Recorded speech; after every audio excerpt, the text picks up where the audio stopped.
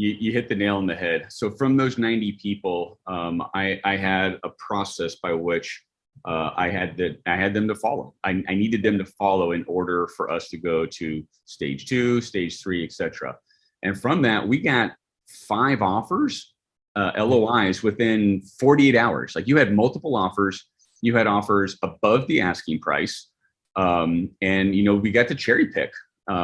So that's kind of the process that behind the scenes, I'm asking people to validate that they've got funds. Do they have any real money or not? That's the first thing that wipes out probably 2/3 of the buyers. Then I want to know, like, what's their plan? What's the synergy? What's the strategy with this? Like, how do they align? Is this if it's someone who's just looking for a financial situation, they're just trying to buy cash flow. Okay, we'll take their money. Right. But it's better if they have something else that's going on. What other motivation is there? What can they do with this? Because oftentimes there's components in the structuring of the deal where some of the payment to you is deferred, and you need to know that your baby is going to be treated well, it's going to grow, and you're going to continue to collect the rest of that money.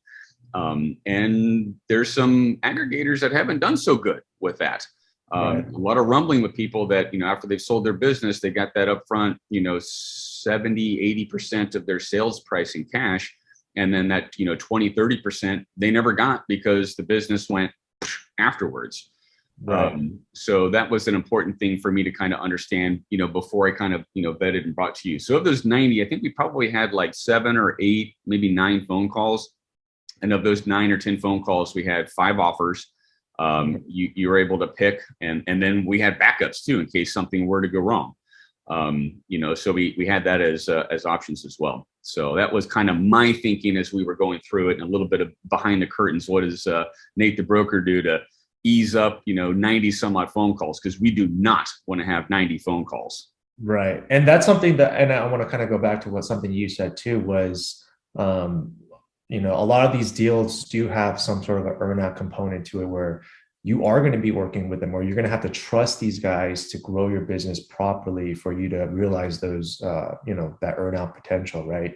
So not only are you focusing on, and this is something I learned throughout the process, like, you want to partner with a team that, one, has the experience that you feel confident in, 2, that you trust, that they're going to be transparent, and they're going to, take the baby that you worked on for the last, however many years, and take it to the next level.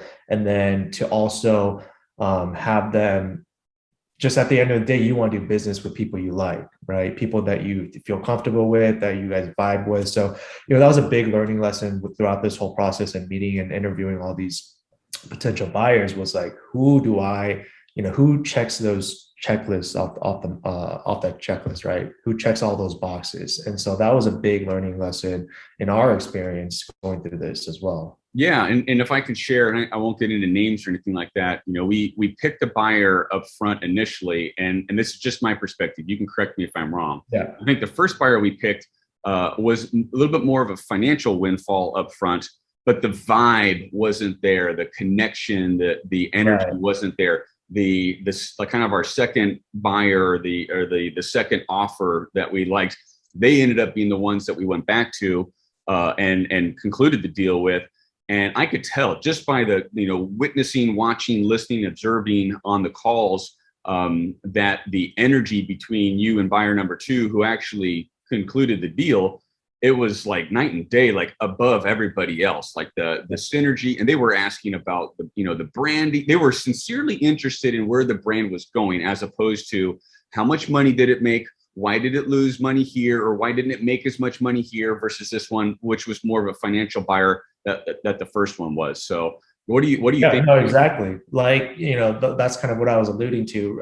The top price might not always necessarily be the best deal, because of the earn-out potential, because of, again, just being aligned with the same vision for the brand.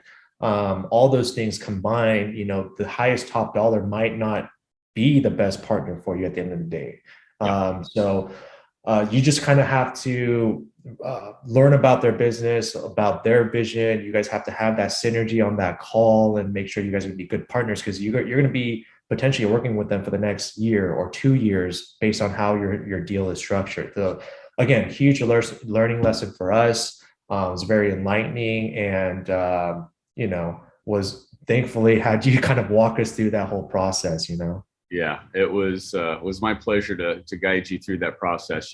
I've had the privilege of selling my own businesses and the utter frustration of shutting them down. So I've seen everything in between. I've bankrupted businesses and sold them. So I'm not shy about sharing my experiences. You even came to a mastermind I did where I brought in some buyers and, brought yourself in and some other some founders of brands as well. And so you got that was awesome. Yeah, that was a special moment too. I appreciate you coming to that. Be sure to subscribe and hit the bell for notifications about new videos and interviews. And introduce yourself in the comments. Are you a buyer or a seller?